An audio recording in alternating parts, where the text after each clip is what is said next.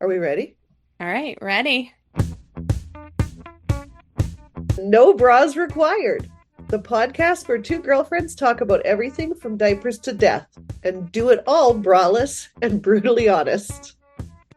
I'm Megan. I'm a mom of four, lifelong educator, dance studio owner, coffee and wine snob, and never afraid to speak my mind. And Ooh. I'm Patti, mom of three, teacher turned leader, dance boss, loud laughter, tequila enthusiast, and professionally unfiltered. Together, we've got over 30 years in education, seven kids, two studios, countless bottles of wine and tequila, and a whole lot of stories to share with you. What's no bras required all about? It's a space for women like us who are juggling life, entrepreneurship, parenting, work, marriage, friendship, grief, joy, chaos, and just need some real talk. So, whether you're sipping wine in leggings, hiding in your car, or rage cleaning your kitchen, we're here for you. Hey, Patty. Hey, How Megan. are you this week? Living the dream, girl. How about you? Same, Yeah, same. nice. Yeah, it's been a crazy couple weeks, but can't believe we're at the end of January. Like, how did that happen? I have no idea. No, me either. I have no idea. Yeah, it's been a little bit of a whirlwind. Yeah, I Yeah, know. I feel like this time last year, I thought it was like January 9,000th. And now yeah. this year, I'm like, wait a minute. Like, how? Holy crap. Like, gotta put the Every hearts out. It's February. It's February. Yeah, every year seems to go faster. Hmm. Like you can have long days, but the months and the years just are flying by. I know. Remember when Yeah. you were kids and it was like like a weekend Oh, or even like a day, summer when you couldn't be around your friends? It seemed to take ever. forever, Yeah. forever. And Yeah. then now I'm like, wait, 3 months are gone. Yeah. I don't even know what we did. Whoops. Yeah. Yeah. But you know that your list isn't any smaller. And like, that's where I'm at right now. I'm so busy with costumes and fundraising for events that we're partaking in and getting choreography finished up, cleaned up, um, kids stuff. It's a little overwhelming. It's a little overwhelming. As is this season. Yes. Yes. Yes. All right, should As we get into as it? one does. As Let's one does in as one January, does. Yeah. February. Yeah. All right, and I'm sure our listeners are feeling the same thing. So let's just dive right in so they can fill their cup and then get back to their to-do list. Yeah. I Yay for like it. you. Yeah. Yeah. All right, so today we're talking about becoming her means letting them be uncomfortable. And I love this. I I love do this. too. This actually came up a lot for me this past week, Mm, talking with different women on different topics. And yeah, I'm excited for it. yeah. It's like the social cost of bold living. So continuing on with our January theme of living boldly, and why no one really ever prepares women for it. No. So this is not going to be a people-pleasing episode, friends. But this is the reality of being seen differently when you grow. And that's hard. It's really hard.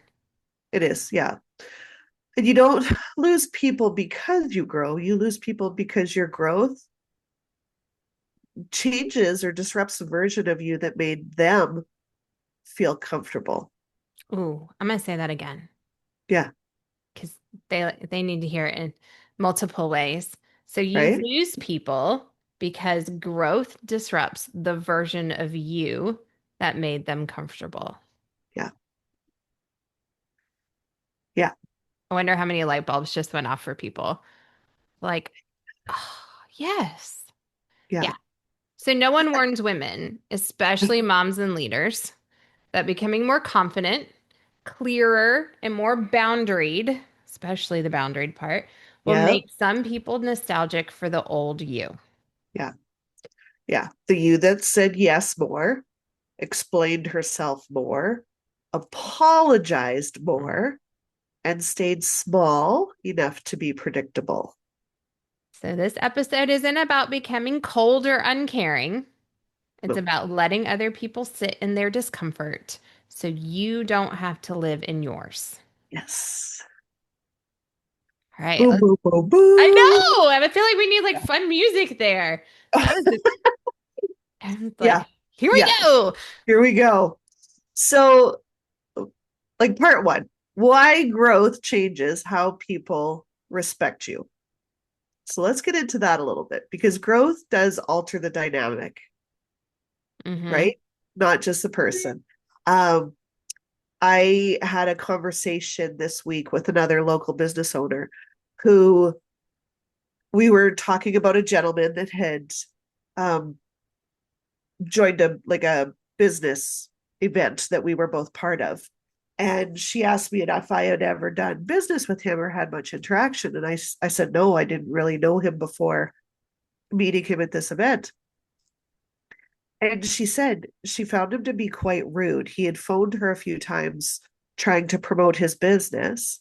And when she declined because what his service offered was already set up and running well for her, his response to her was, so you don't believe in supporting local?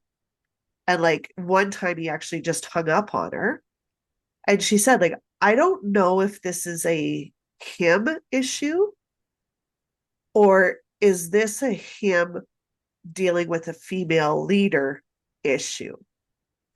And I was like, oh man, like it happens so much in business with women or as a mother, like if you're dealing with a male coach of your children, or, and we all know it, we sense it, we feel it. We're like, is this because I'm a woman and you can't take direction or hear what I say when it's not in alignment with what you want or need or feel,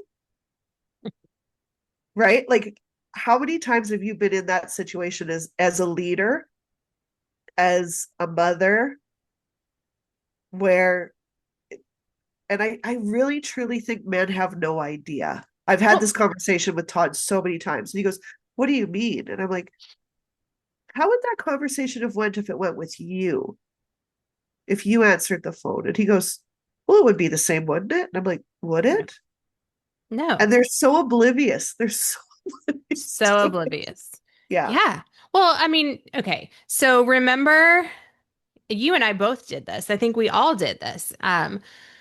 We had when we were really getting it smart about like our billing and charging people and coming up with the money and like finding the money, and having kind of those Yeah. difficult conversations and those boundaries and not being the pushover and like, oh, it's fine, pay as you Yeah. can. We're like, no, we're running a business. You need to pay your bill. Yeah. Here's what it is. Or people Yeah. would complain. So I made up Mark. Yeah. And Mark is the business manager. Well, he's not anymore, but Yeah. back in then, Mark was the business manager. So Yeah. I could type and send the exact same email. And because it came from Megan, not Mark, I would get all this pushback, especially from the dads. Yeah. Soon as Mark sends an email with his little business manager, which you would think, somebody's like, well, there's a boss above you, so we can. No, Mark says it. Yeah. Oh, thank you so much, Mark. What the hell? Yeah. Seriously. Like, it's so Seriously obnoxious. though. It's just like when you go get your oil changed and you take your car in, Oh, and it's yeah. like, oh, here I am getting my oil changed, and there's all these things wrong with my car, and blah, blah, blah, blah, Yeah. blah. And then Mike will take it, and they'll be like, okay, here you go. You're good. Yeah. Yeah. Makes me so mad. Yeah. That actually aggravates Todd too because he's trained as a licensed mechanic was like his start and work. And so he will actually say to like the female staff at the studio or to our daughter, like, if they try to talk you into this, you don't need it. Because he knows it's a practice. Yeah, absolutely. Yeah, It's obnoxious. And then I agree. Like it is. when you set your boundaries, when you come at them with, you know, you're intelligent, you are put together, Yeah. um, they have a different reaction towards you. Yeah. And it's not fair. It's not what it should be. I mean, No. and for us as women, it's really, really hard because there's a lot of these unspoken agreements of how we're supposed to behave Be, and show up, talk and show up and like, and all the behave. things, right? Yeah. And as soon as we realize that that's a bunch of crap and we set our boundaries and we do what we know is best and we've grown ourselves and we've grown a pair, I like to say, and we're not afraid to stand up for ourselves, then it's like, oh, start getting called a bitch. You start getting like people get upset, right? There's like, well, who do you think you are? Because you've broken that unspoken agreement of you being mild and meek and quiet and demure and I don't know, all the other Sorry, words I don't like. I'm not laughing at what you said, but this kind of goes, okay, I don't know if I've told you this. Are you ready for a story? I love stories. That you just said grown a pair, Yeah. which means balls. Yes. So I have started with my boys saying grow a vagina Ooh, I love it. because they're like there was a joke like let me go borrow mom's balls. And I'm like, listen, you know what? Can't take a beating. You can't even graze it without you needing a week off of work. Balls. Balls are the most tender, weakest thing ever. And yet we talk about them like they're a statue of strength. Right. I'm like, whereas a vagina can deliver a fully formed human, Stretch 10 times its size. go back to normal, Yep. and continue to offer pleasure to the people that they wish to offer pleasure to and reproduce even more humans. So, you want to talk about strength? You go get yourself a vagina, my friend. I love it. I love it. And we've stopped saying don't be a P word Uh-huh. and don't be a set of balls. Yeah, don't be And some you know what I love the testicles. most? My boys are adopting it too. Yes.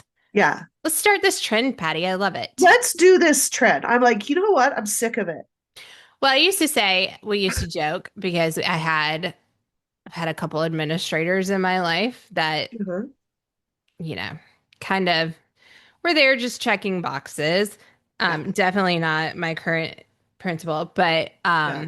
I've had some that like they check the boxes, they just kind of do whatever. But like you know the person and everybody who's worked in a school, you know the person who really runs the ship is the lead secretary.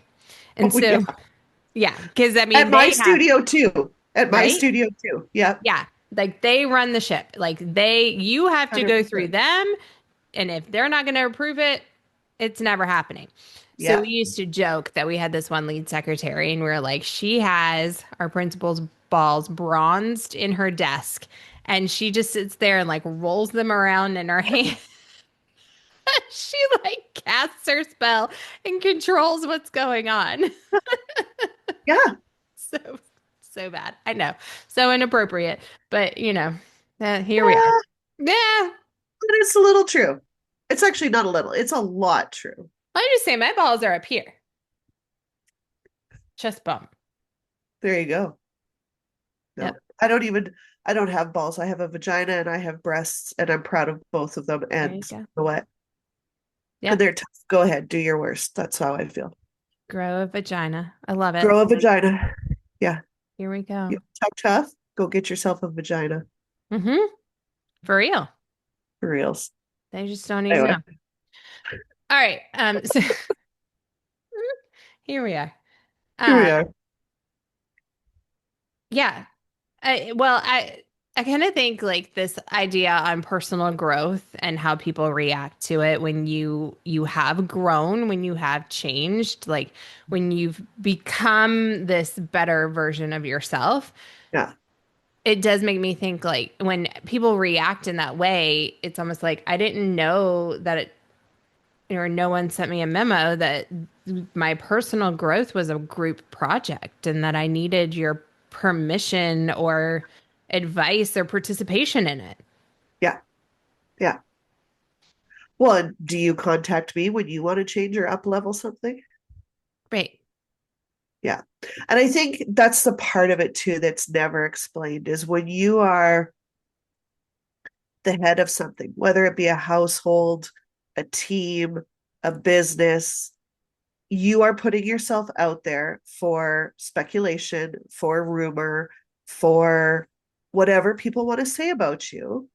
And business owners know they can say whatever they want. They could go on Facebook and they can do it anonymously and say whatever they want. But if you respond, you're judged again. Right. And I do respond. I don't get a lot of hate mail, but when I do, I'm pretty quick to like go, hey, this is what we like the policies you've signed, this is the Yep. agreements that we have in place. This is and it's usually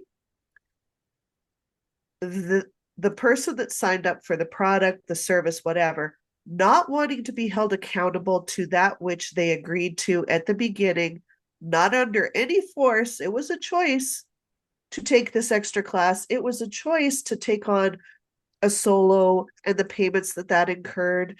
It was a choice to take an exam if it was offered to you that your child would put the work into, but they get upset when the result isn't what they want, or they change their mind and they don't want to be held accountable to the agreements that were in place Right. Well, this is happening more and more. Where, all the I mean, time. I see it all the time in the dance studio owners' Facebook pages and everywhere. And it's like people are getting all like upset because you require them to give you 30 days notice. You require a withdrawal fee if they're going to quit mid-year because you've held that spot for their kid for the whole year and Yep. turned other people away. And now they're like, oops, sorry. We found Yep. something that looked more fun, or I Well, spent they too don't much money understand. at Christmas, or we just, I can't budget. So now it's your problem. And I'm gonna, it's like, people just don't, they can't see beyond themselves Yeah. and how they perceive things affecting them. And like, and it's so hard for people to step out of their crap to Yeah. look at the perspective of somebody else Yeah. and to say, "Oh, all right, you're right. Like I screwed up. I'm Yep. in a pickle. Yep. What are my options and how can you help me?" Yeah. Oh my God, if you just asked that and you came and said like, "Hey, I got carried away at Christmas. I overspent. My credit card's maxed out. I don't get paid again until whenever because they pay us early in December. I need help." So rather than quitting and just like we can't, and getting all angry, like, but that requires being humble and that requires like taking accountability and owning what you've done. Yeah. And people just can't do that anymore. It's not, I mean, I would love for people taking accountability and responsibility for their choices and their actions to come back and be a trend. Oh God.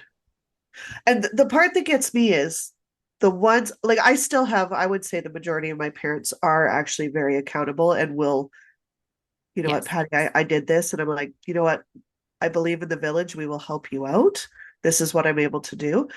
But the ones that call in and are rude to my staff demand that I give them a call as if I'm going to give them a different answer. Like, do you Policy is know? policy, right? Well, Like, policy is policy, but also like if I'm going to scale and grow, I need to have people in place that know what the rules are so that I don't have to answer 400 phone calls because then I'm not working on the things that actually grow the business and make the product better for the people that are purchasing it. Like I don't get to work on class plans. I don't get to work on like communication with parents. I don't get to work on procedures and things that'll make everybody's experience better. yeah, And I had to field the phone call, I think it was last week, from a mom who did everything you just said, like overspent, um, all the things. And she phoned, she was mad because she got charged tuition.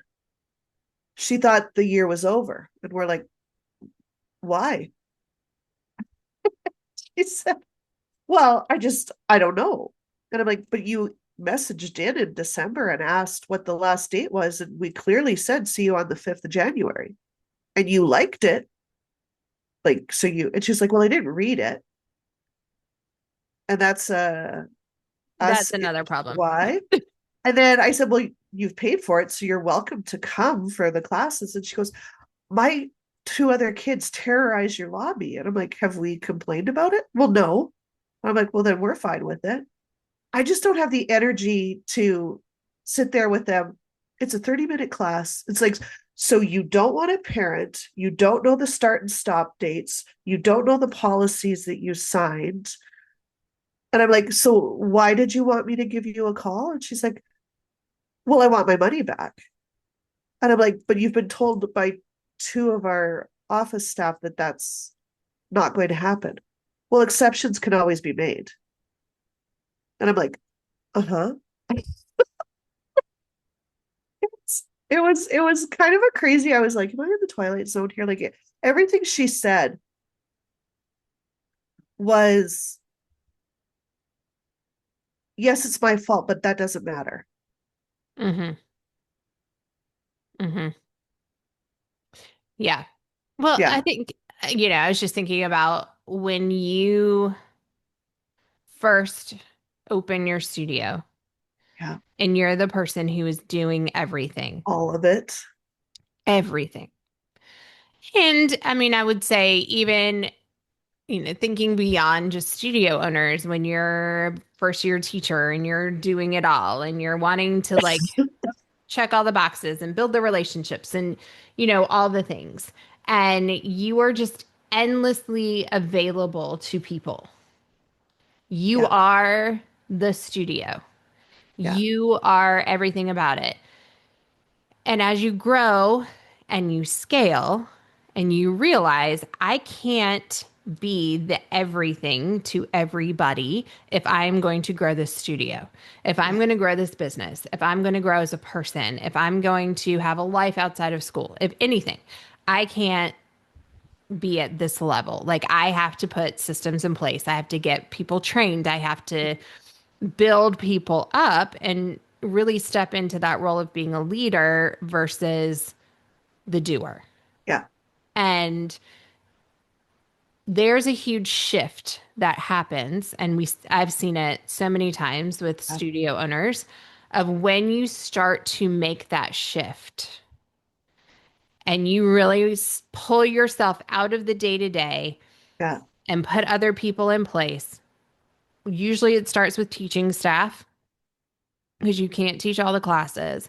And then it's putting like front desk people in, and then it's putting in like an office manager. And maybe you grow enough that you can put like a studio director in, and like you really are pulling yourself back. What we don't talk about is the people that you lose in that process. Like those families that were there that wanted you all the time, 100% access to yeah, you, that now that's not happening when they expected you to fix everything, to have that yeah, personal relationship with them. Because we all make those mistakes early on in business of yeah, like, not befriending, but being overly friendly, not having enough boundaries with the parents, with the kids, because you're teaching their kids all day long. You're yeah, going on these competition trips and all the things with the kids and the families. Like it's natural that you would have these deeper relationships with these people. yeah, And then you start putting boundaries in, and then we're like so hurt and shocked when they leave because usually that breakup is ugly. They find something that they don't could be, like about you.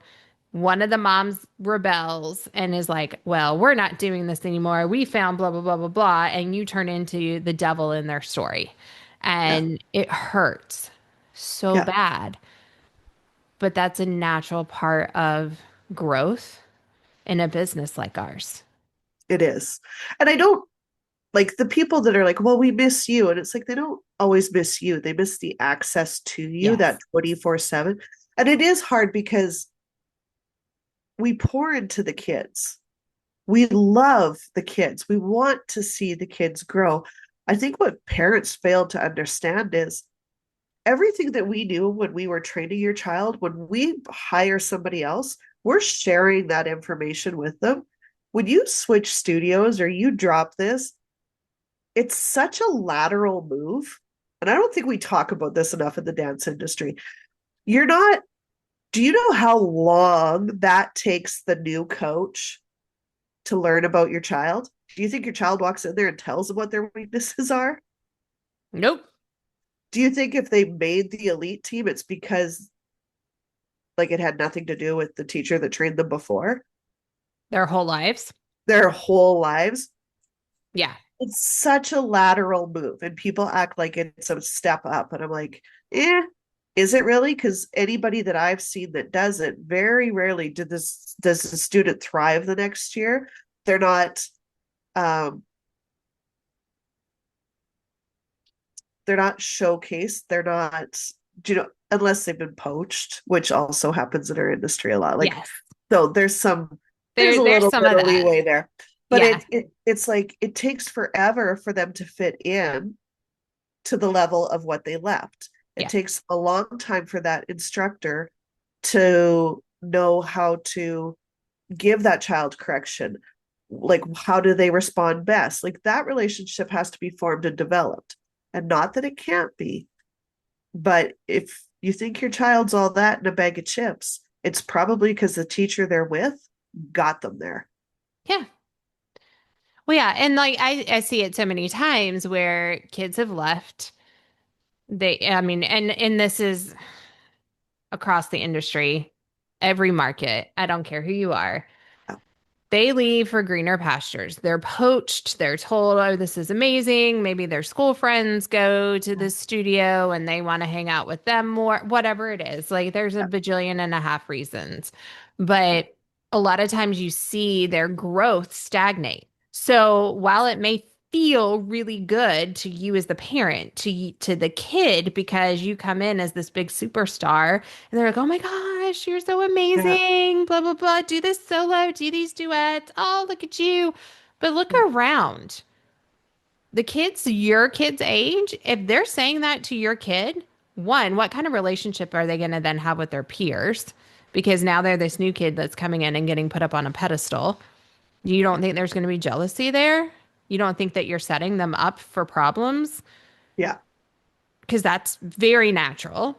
Especially in a highly competitive Oh, environment. I mean, any environment when like somebody brand new comes in and everybody's like fawning all over them, and these kids who've been loyal and there forever are like, what about me? Yeah, And then like also, and if they're not fawning over the kids that they've grown and raised and trained, and they really need these new kids to come in with this training to build their team and whatever, that should be a clue in your head that the training's not good and they don't know yeah, what they're doing. And yeah, they're not building strong dancers from the ground up. And the only way that they're getting to where they are and they're winning all these competitions and they're getting all of this is by pulling from other people who are giving that foundational technique and knowledge. yeah, And then they're great marketers. I'll give them that. But yeah. that doesn't mean that they're great technicians Educators. and educators. Yeah, But let's slap a shiny bow on it and make a whole bunch of promises. And then, like, that's why so many people end up at four, five, six different studios, especially in an area with a lot of options, because that's standard practice. It's not right. It's not okay. It should make you question their values. But you're so wrapped up in feeling good about somebody thinking your kid is amazing and recruiting you yeah, that you gloss over all of these other things that really are of value to you. yeah, yeah. It's sad. Well, it's yeah, and it's an industry thing. Like, but It is. I see the same thing in hockey. I see the same thing in every sport where if you need to be told that all the time, I call it the pursuit of the trophy or the bright shiny thing, and not the pursuit of actually falling in love with your sport of choice, learning Mhm. how to master it, the skills, um, the basic foundations of technique, what like, and that's what builds strong foundations that you can build upon. But Yeah. it's not fun, it's not sexy, it's not a highlight reel because nobody wants to watch it because building those things is boring. Yeah. Well, and I mean, I think we do a disservice when we have things like, and I love watching UDA. I Oh love yeah, watching it. It's amazing. Those dancers are amazing athletes. yeah, What I incredible at what they do. Oh my gosh. Yeah, And and that style of choreography, that precision choreography is phenomenal. The tricks that they're able to pull out, the amount of training they have to do to be together is awesome. But what we don't talk about, and I wish they would, I really wish they would. So if anybody ever in the universe from varsity or anywhere is listening, ask those dancers to thank their dance teachers from when they were 3 and 4 and 5 and all yeah, the way up because they were at a studio. They were trained. They worked hard. Somebody poured into them yeah, for years on end, yeah. gave them that foundation that was so solid and strong that then they could just blast off and Yeah. skyrocket and be on that stage. But then also talk to the dancers and ask the questions. How many hours a week were you in the studio? Oh, yeah. What did you say no to so that you could say yes to your dance career? And then go look in the mirror at yourself and go, am I actually willing to put in that level of work? Yeah. Because everybody wants it, but not everybody's willing to put in the work No. because the work's not fun always. Oh, no. It's No, not. It is not. It's very hard. There's it is. tears and there's aches and there's pains and there's days you don't feel good and days you don't want to, but you do it anyway Yeah, because you have to. yeah, So, yeah. um, I think going back to this idea of, what happens when we do live boldly and how relationships changed, you often get labeled different Oh yeah, or you changed. yeah, I did. I yeah, changed. I did. I yeah. I grew, hope so. right? Like that was Yeah. the point. So, yay, that worked. Or you're too much. Oh yeah, Sometimes there's that one. Um, but people need to label you so they can put you back in whatever box they want you to be in.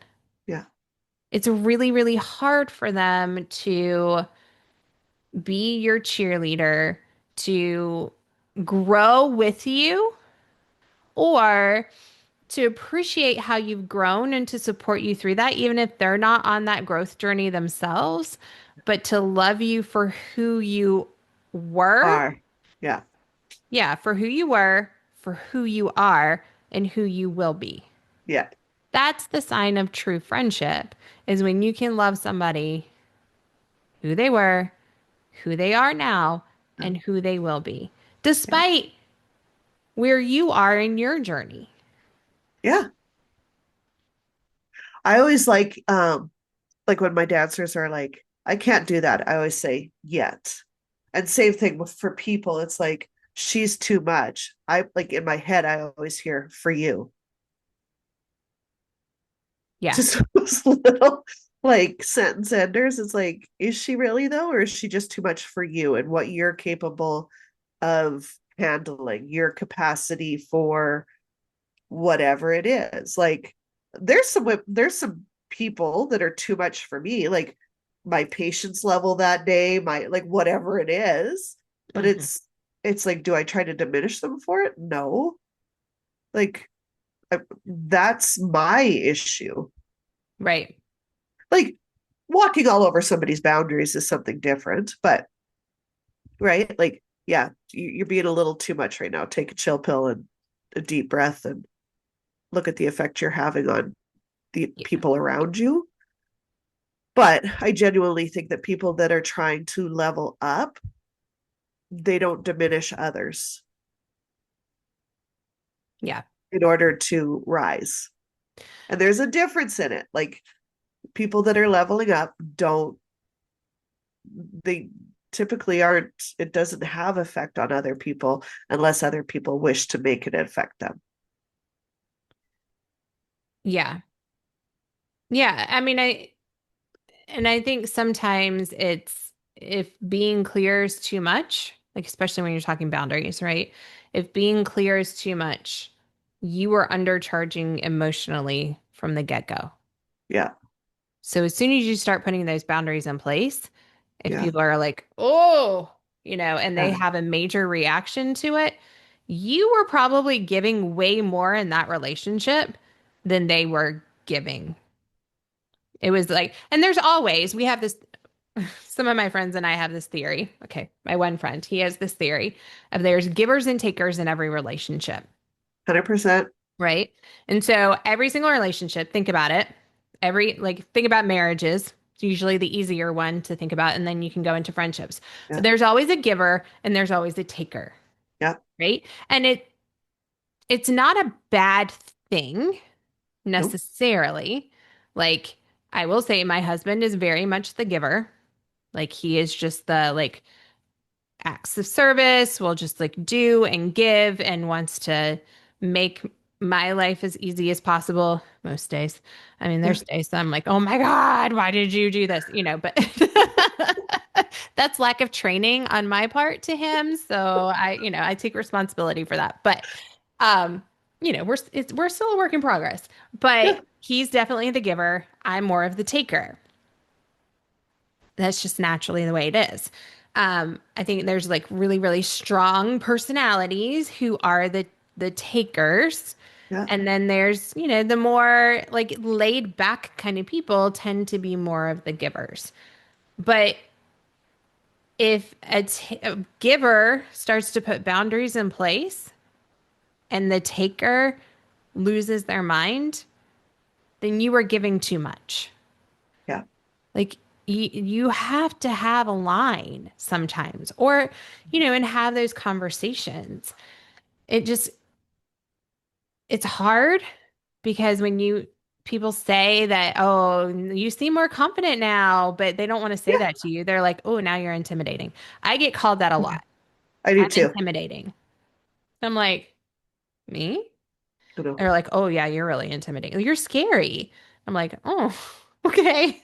Like people who I know me know I'm definitely not, but I know, but you know what? What again? When people say to like, I get the same thing. It's like, well, um, you're scary, whatever. I'm like, because what it means is that I'm getting my time back.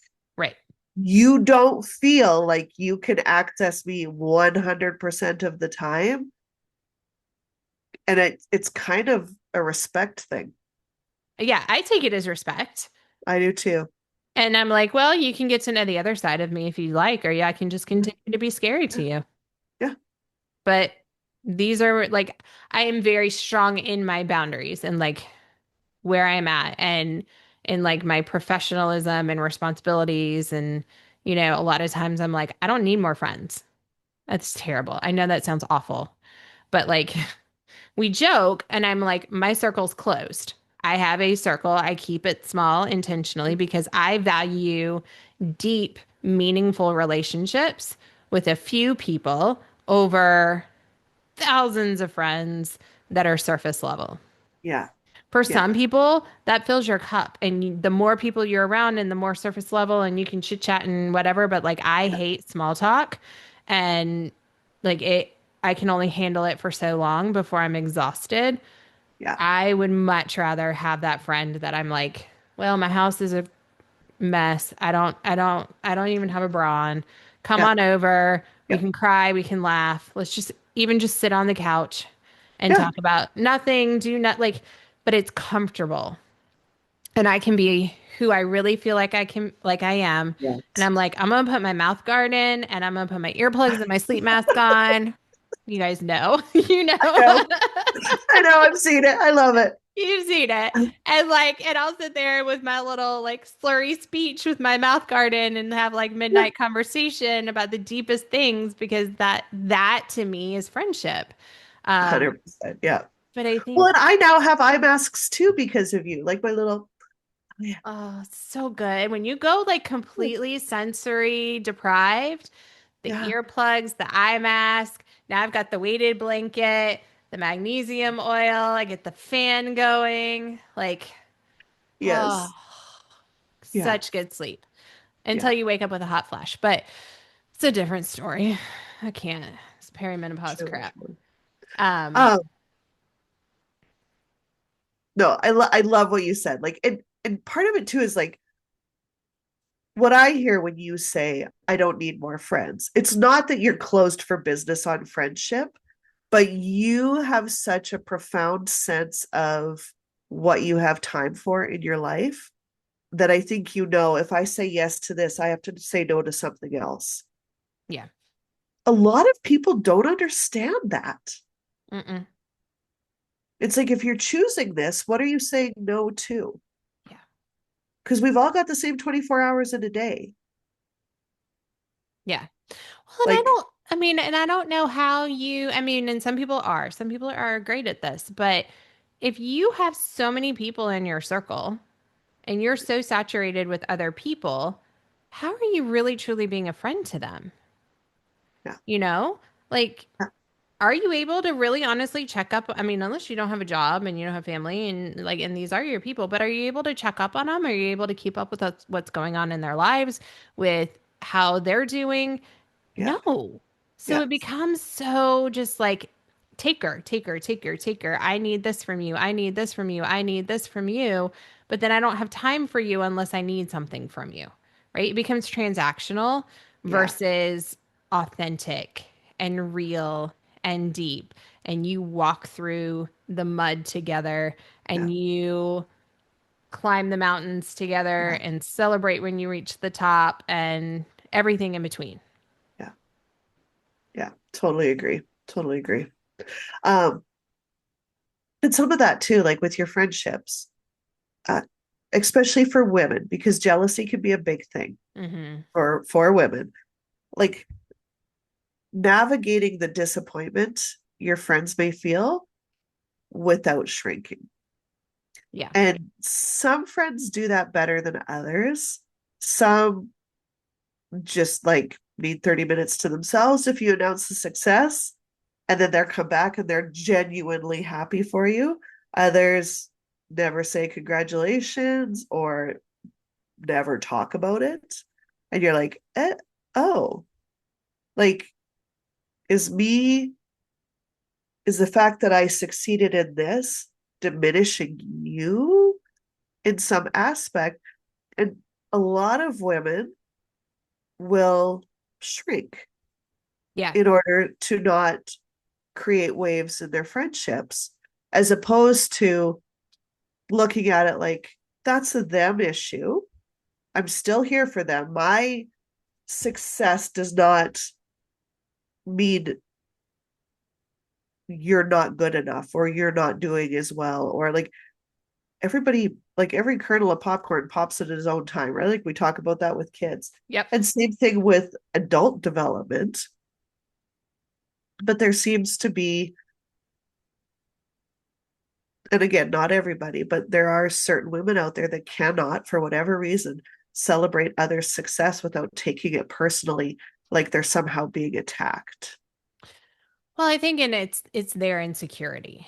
You know, when you 100%. really, really analyze it, it's their insecurity and your success in whatever it was is an Yeah. area that they are feeling not successful in Yeah. or they're struggling in. And so it is really, really hard for them to be happy and happy for you, you know, Yeah. and their discomfort is not your emergency.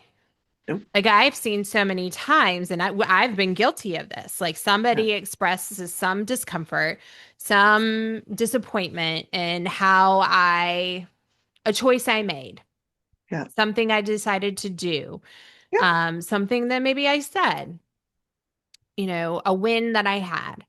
And they share that they're upset, and it now becomes about them. And then I go into fix it mode and like, oh, I want to make you comfortable. I'm so sorry that this is hard for you. How can I make it better for you? What can I do? How can I put it like, and it's like, whoa, time out. I understand you're having an adjustment and this might be new for you. And I understand that for some reason, this is causing you some discomfort and angst and something, it's triggering something for you. Yeah. But I'm not going to be, I'm not going to quiet my joy. I'm not going to lessen myself. I'm not going to lower my celebration Yeah. or, not talk about it because it makes you uncomfortable. Yeah. Like that's not fair to me. And I would never expect that of you. Yeah. Yeah. And that's hard. That's really, really hard to get to that place because that does not feel natural at all. No, That no. feels like you're being a bitch. Well, it can, but I think again, it comes down to your mindset. Like, is your intention to rub their face in it? Right. Like some women, I would go, yeah. Yeah, 100%. Some I would, but well, and not just women, like men as well. But we're talking mostly about women today. Because we got the But like, vaginas and that's what we know. We don't have penises. yes, We don't understand men.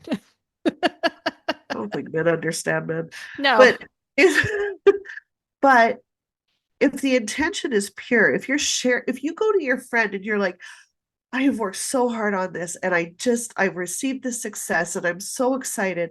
If your friend's like, oh, that's great for you. I'm jealous. And it's like, okay, well, you can be jealous, but if they poo-poo on it, it's like, what is their intention? Yeah. I mean, how many times have we seen people like somebody will get a promotion, they'll get a new job, they'll get, I don't know, an award, Yeah, right? And there's some women who are like, oh, I love that for them. They've worked so yeah. hard. I'm so They're like, proud of them. Like, oh, yes, yeah, like they so deserve yeah, this. And, and then there's some that were like, well, I've never gotten that award. Well, I worked really hard this year. Well, I did blah, blah, yeah, blah. Like, okay, sure, you did, but they're being recognized. So yeah, celebrate them. Like, why does this need to be about you? It had yeah, nothing to do with you. yeah, Absolutely nothing.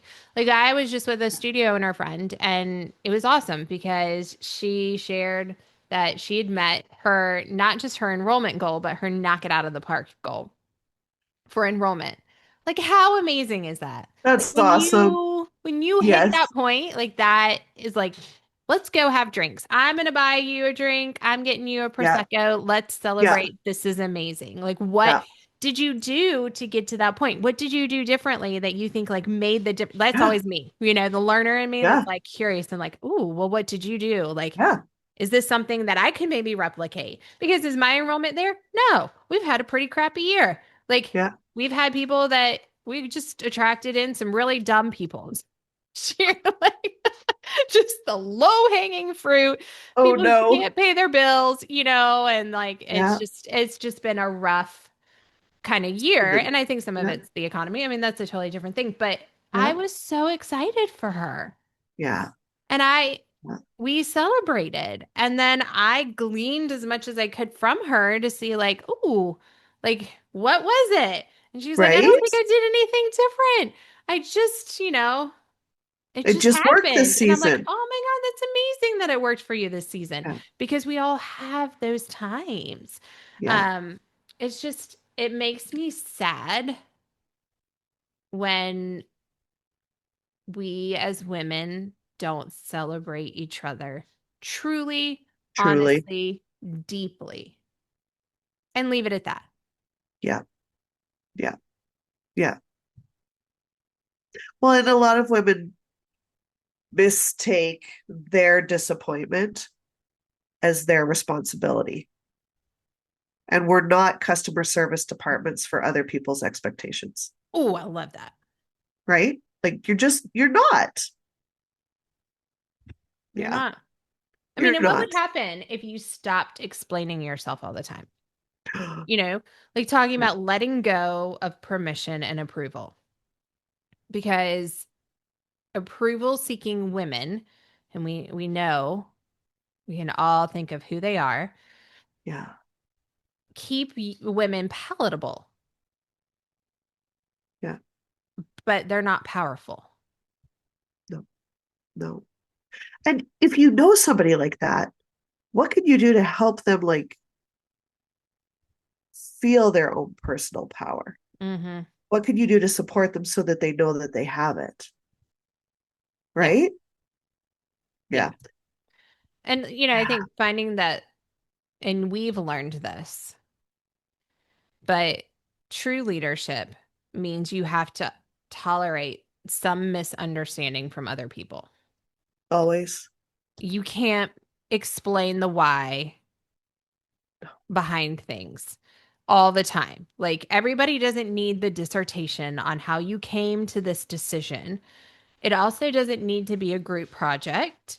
Like you don't need everybody and anybody's opinion before you make a decision that you know needs to be made, Yeah. right? The only thing that you need to make that decision based on is your values. Yeah. What are And those core sometimes, values? yeah, And also, like, probably looking at some figures and money because you can make decisions based on core values all you want, but if the money doesn't add up and it doesn't, the figures don't yeah, work, then it doesn't work. But, yeah, you know, those are really, that's it. It yeah, doesn't need to be a committee based decision. We don't need to go and take a survey and a census and ask Aunt Betty and Grandma Joe over there and everybody else like their opinion. yeah, yeah. Well, and I think too, like as far as it goes with business, decisions need to be made. And I do think it's important to get feedback from relevant staff. Not everybody is relevant in every decision, but you are in control of the narrative with your team. So when you make a decision or a policy change, I do think it's important to let them know the why behind it. Hmm. And they're free to agree or disagree. But you, as the leader, need to keep in mind that you're looking out over this situation with a penthouse view over all areas, be it marketing, finance, operations, all of it, where their view might just be the first ground floor or second story, but you're the one that oversees all of it, knows all of what's going on. So the other thing staff needs to be reminded of from time to time is that while they might not agree with the policy, this is what's going in place. And I'm open for feedback as we implement it. If there's things that aren't working, let me know. Right. But we need to make this move in this direction in order for everybody to thrive. Yeah. And I'm And I, all for collaboration. I yeah, think that's really what you're talking about. Like yeah, there are different levels of leadership, right? yeah, So you can be the direct leader who is like, you are just going to make all the decisions and this is what it is and here we go and everybody fall in line, right? You can be yeah, the indirect leader where it's like it's a weird like you're not really giving the feedback. I don't like indirect leadership. It's yuck. it's too Um, confusing for the people that are working under it, oh, absolutely. typically. Yeah, And then there's the collaborative leader who is, they're going to get feedback from everybody. They're going to work with the team, but ultimately they're going to make the decision. yeah, And then you can evolve once you've gotten to that place of here's where we are. We've done this as a team together. Then you yeah. can evolve into the team is making the decisions based on this criteria. They understand how things operate. That's the amazing Goal. piece and the Yeah. goal of where you want to go. But if you're constantly looking for consensus, you lose clarity Yeah. because nobody's ever going to fully agree. Just like we Oh, say, you can't make everybody happy. You're going to have to take the facts in, yeah. get some feedback from your team, I like to ask, well, what am I missing? What Yes. am I not seeing that I Yeah. should be seeing? What perspective am I not getting here or that I've missed? So I can weigh those thoughts and that perspective, that whatever it is, to then make a decision. Yeah. And now my job being out of the studio and Yeah. to where my team is making decisions, I am the one that's questioning things. Yeah. Devil's advocate, have you thought about this? Yeah. Well, here's what I'm hearing. Here's how it's coming across. Yeah. How do you respond to that? Yeah. Are you prepared for this if we go this direction? Yeah. And so like getting them to think and question and kind of really double down on, yes, I understand the risks, I understand the benefits. I really think this is the best path for us. Yeah. Okay, what do you think our roadblocks are going to be? Where are we going to fall short? Where do we need to communicate more? What are the things we need to be prepared for? Kind of a SWOT analysis in the moment. Totally. Yeah. Um, and really helping them to kind of think through all of the scenarios and have a plan for however this is going to go, especially if it's a huge decision or a big, big change. Yeah. Um, but I see this a lot with studio owners. They're scared to raise prices. The numbers are screaming at them. They are Yeah. never making enough money. Well, I don't think my parents will pay it. I don't think they can afford it. Oh, they'll get so mad. Like, girl, people are walking up in there in a brand new car with a Louis Vuitton bag and their nails are done and they get their hair done every 4 weeks. They can afford it if they want to. Yeah. They just don't want to. You are not the priority in their lives. Yeah. Their kid is not the priority in their lives. Like, let's be honest. Sadly, sometimes, yes. Yeah. Um, and if we wait, like I love this. I waited for permission that was never coming. And honestly, I don't know why I thought it would. Because it won't. No. It won't. If you've moved out of your parents' house, it's not coming. Right. Like, it's just not. Right. If you own your home or are paying a mortgage, you create your own position now. It's just the way it works. Yeah. And just feel the fear and do it anyway. Yeah. All right. Let's move on to modeling boldness for kids, even when it's Oh, awkward. And I feel like we could go on and on about this, but we're going to be really, really quick.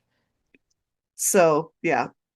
Well, first, like kids don't learn from courage or your words. Like you can tell a child things, but until they see you model it, your words are worthless. Yeah. Truly. They Yeah. don't learn from comfort either. Comfort and growth do not live on the same block. I don't know how many times I'm going to say that in my lifetime. I know I'm not done yet. Like, Couple thousand more. if you want to grow, you have to learn to love uncomfortable. Yeah. And Well, maybe don't love it, but learn to live alongside it and hold its hand and walk down the street together. That's okay too. mhm. But you've got to make your peace with it. I mean, your kids they don't need a universally liked parent. They need a self-respecting one. Yeah. And if they see you back down when the pressure comes on, they will back down as well. Yeah. It's, I think sometimes we have the best perspective as studio owners because we get to see the kids and how they are in class with their classmates, how they interact with us as their mentors.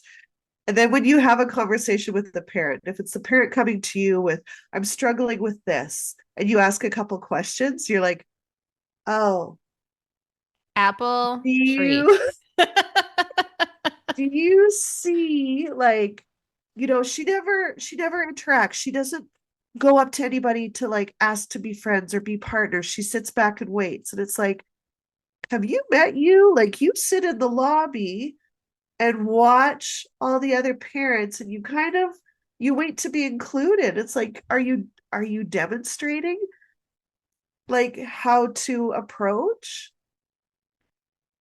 Do you know what I mean? Mhm. It's what and it's so I find it so funny and like I love the parents when you call them out on it. It's like but like when you sit in the lobby, who are you sitting with?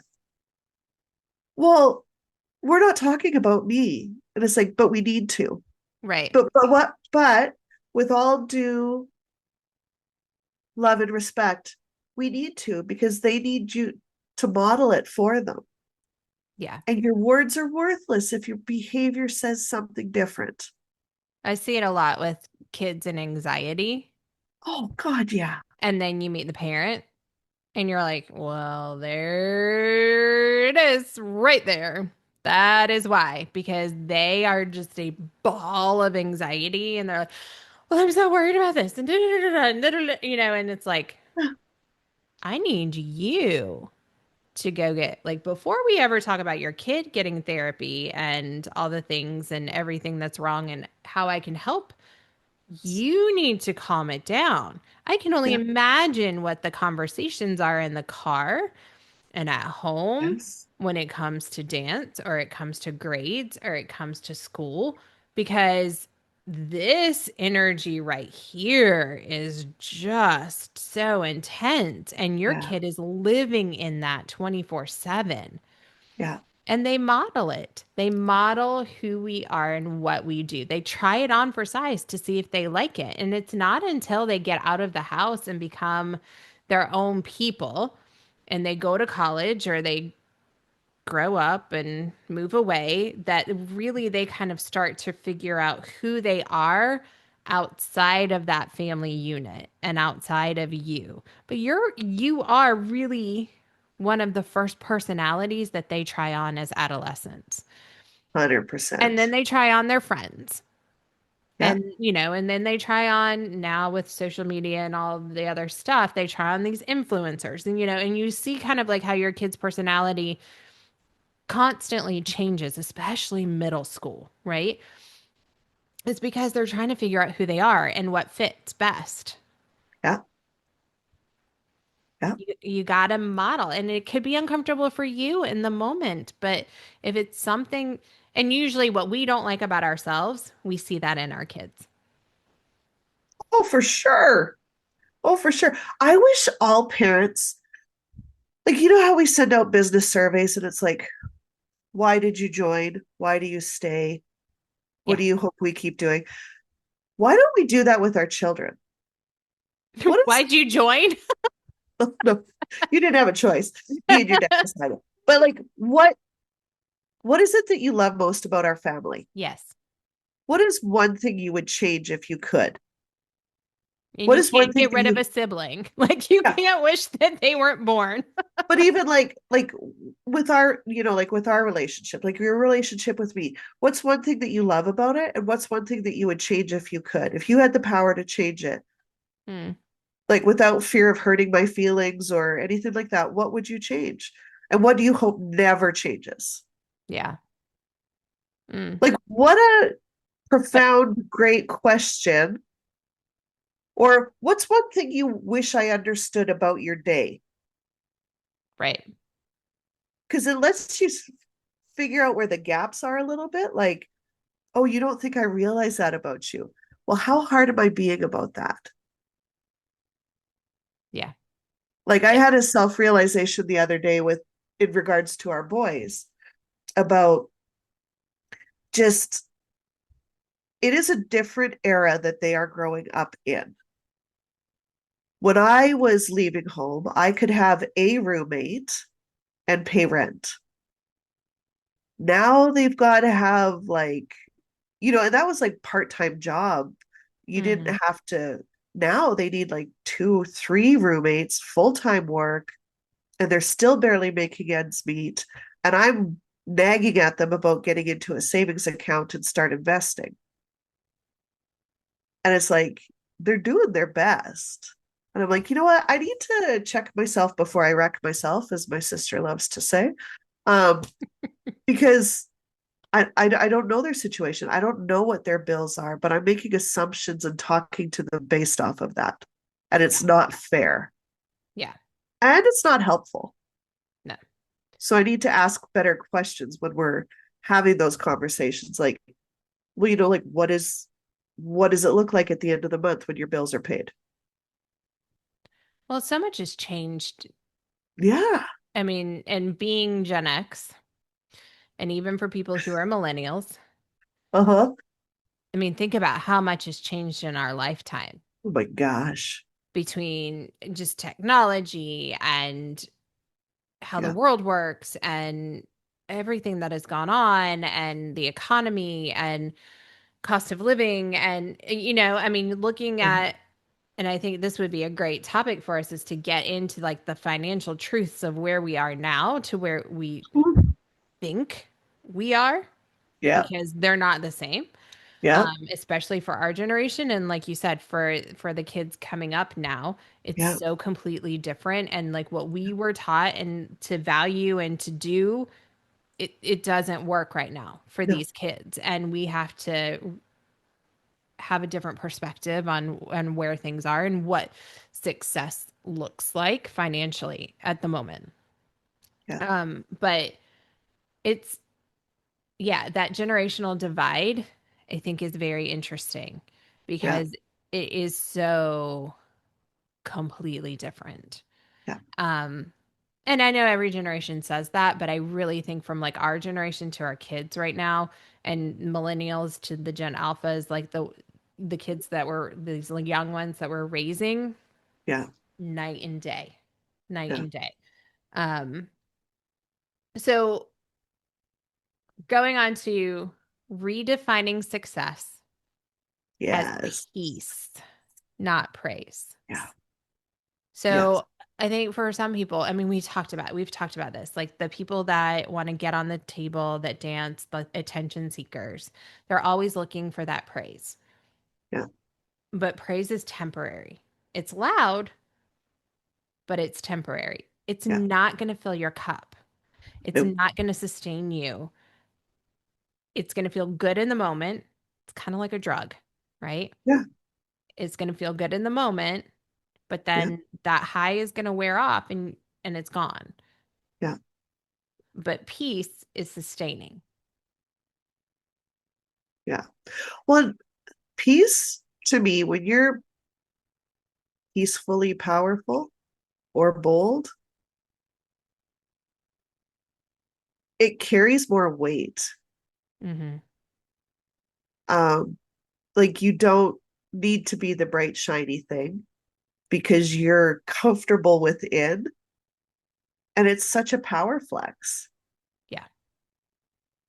Being liked And is really unstable, don't you think? Like it's so temporary and it can ebb and flow depending on who you're around and what you've done. yeah, It's just it's not stable where your self-trust, your self-knowledge yeah, is not. Being at peace with who you are, this is who I am. I love who I am.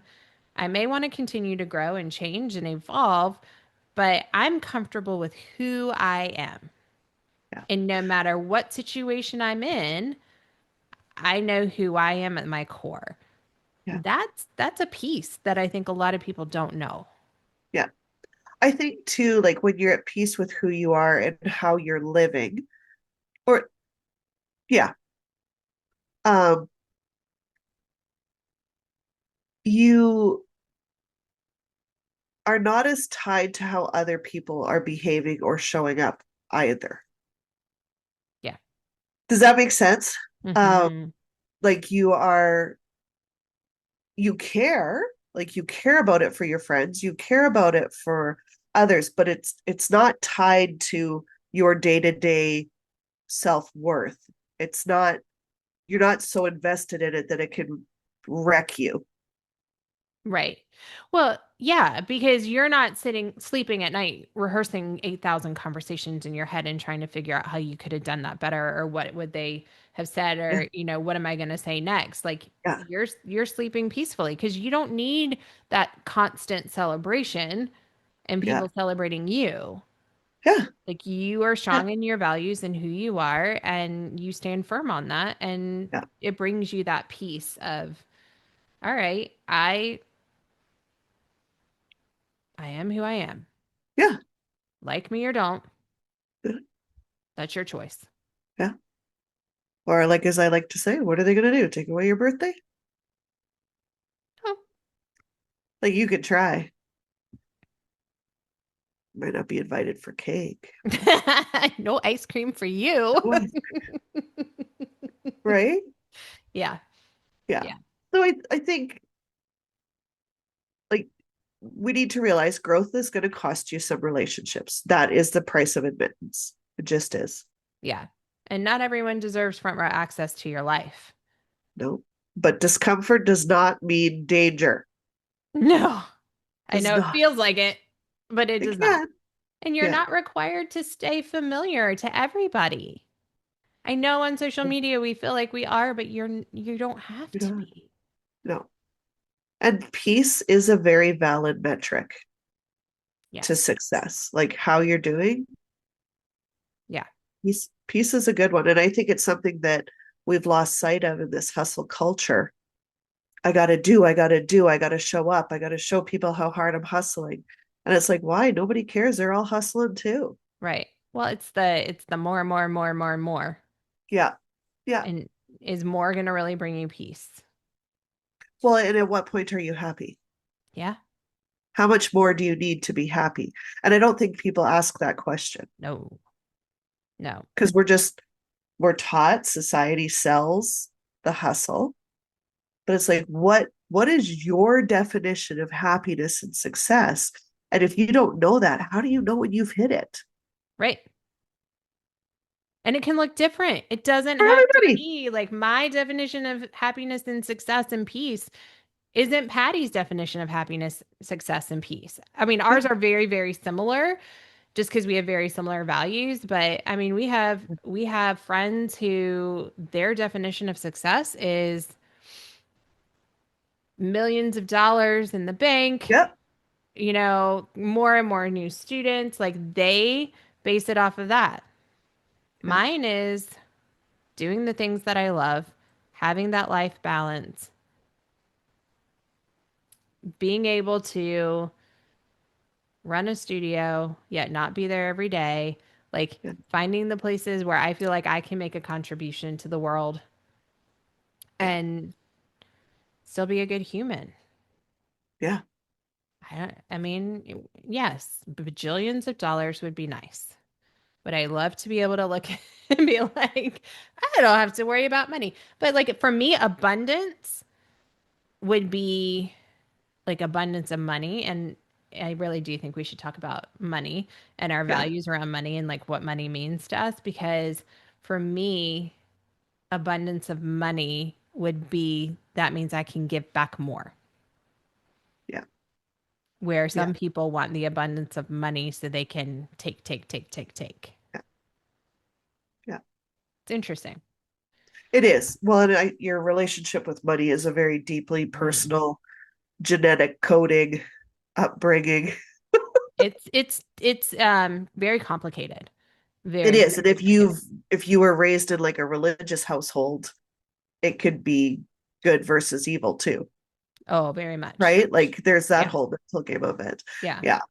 Um, but yeah, I'm with you. I like for me with studio goals, there's a certain level of revenue I want to hit because it means that if I choose to, I can look after my staff more, or I can give to students that are down on their luck, having a rough season, Yeah.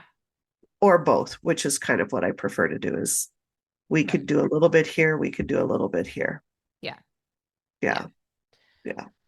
So Um, go becoming ahead. her doesn't Her. mean becoming unkind. Her. Yeah. Who Her. like who? Like who is that her? Yeah. It means becoming unavailable for shrinking. I love that. Yeah. Yeah, I Put a do too. sign on yourself. I am unavailable for shrinking today. Unavailable for shrinking. And some people will be uncomfortable with it. Some will misunderstand you, and some will quietly step back. And in the terms of Mel Robbins, you should let them. Let them. Let Because it them. doesn't mean that you failed. No. Like not at all. It means you No. chose peace over performance. And I love that. And I feel like that's like one of my favorite lines. Yeah. I choose peace over performance. I Yeah. am not here to perform for people. No. I'm not on stage. and alignment over approval, Yeah. and self-respect over staying recognizable. Yeah. And living boldly is going to disappoint some people, and that is not a flaw. No, it's proof you're no longer living by permission. Yeah. I love that. I do too. And we've Yeah. talked a lot about living boldly this month. Yeah. And I We, think it's such a great way to start a new year of being intentional in how we are going to go forward in 2026 yeah. and the people that we want to be, recognizing the places where we're not, Yep. because none of us are perfect. But okay, what can I do to help me continue on this journey to be the best version of myself Yeah. and to find that peace? Yeah. I still call it flourishing via virtue. I love that. How do you, well, and just, I really feel like the world needs to search for its zest for life again, Oh, yes. right? Like, where's the mischievousness? Where's the fun? Where's the things that make you giggle like inside your heart? Yeah. How can we do more of that and less of the busy because we feel like our calendars on social media? Well, and when was the last time that you like took a breath and you just enjoyed what was around you? Saturday night. Yeah. Same. I mean, I just had a Yeah. weekend where I did the Yeah. same thing. Like it was not hustle culture. It was not busy. It was like we had a couple things planned, but then the rest of the days were like, well, let's just do this. And it was so nice to just breathe and then take in my surroundings, to be with people that I love dearly, Yeah. to have those conversations, to sometimes Yeah. even just be in silence together. And that was Yeah. okay. And you know that it just completely filled my cup. And we all said it was really funny as we were getting ready to leave. We're like, I just feel so much like so at peace right Yeah. now. Oh, I love And that. I know, and it was so nice. And then, you know, and then you got to go back. And you're like, I don't want to go back. Yeah. Yeah. But, you know, how can Yeah. you find that in your day to day? It doesn't need to just be a girls' weekend or a vacation, or how can we build that into our lives, right? Yeah. Mine was I had my niece out. My Todd and Charlie were away at performances in the city, so I had the house all to myself. And I had not had one-on-one time with my niece in forever. So she came out and we watched Thelma the Unicorn. And we stopped at the grocery store on the way home and we picked out what we wanted to make for supper. So we cooked together, watched Thelma the Unicorn, which was really funny. And then we watched K-pop Demon Hunters. Oh, But it was so like, and yeah, we visited and we stopped the show in between to talk about things. It was very fun. And I just, it was kind of what my soul needed. yeah, Spent some time with her, just like, hey, how are you? Who are you? Who are you becoming? yeah. It was very fun. Yeah. I love it. I love Yeah. it. That's All good. right, y'all. Well, January is ending, and we hope that you have found a way to live boldly this month. Yeah. And next month, we'll tackle a new topic to be determined. Surprise! We'll tell you when we get there. Sounds good. Thanks for listening, everyone. All right. See you next week. Our goal for this podcast is to be that village where we can have those deeper conversations. We can talk about the serious things and walk each other home from diapers to death and all the things that come in between, but also to bring the humor and our crazy squirrel moments and all of our funny stories that we've lived from parenting to entrepreneurship to just being us and the adventures that we come up with. But we want to build a community and be those people to give you some sound advice that, you know, maybe makes you giggle a little bit every once in a while. So thank you for tuning in. Subscribe, share with your favorite hot mess mom friends, and give us a follow on Instagram at No Bras Required Pod. every week we'll drop a new episode tackling everything from marriage and mom guilt to leadership and loss with humor, heart, and maybe a little tequila or wine. So bring your favorite drink and join us every week.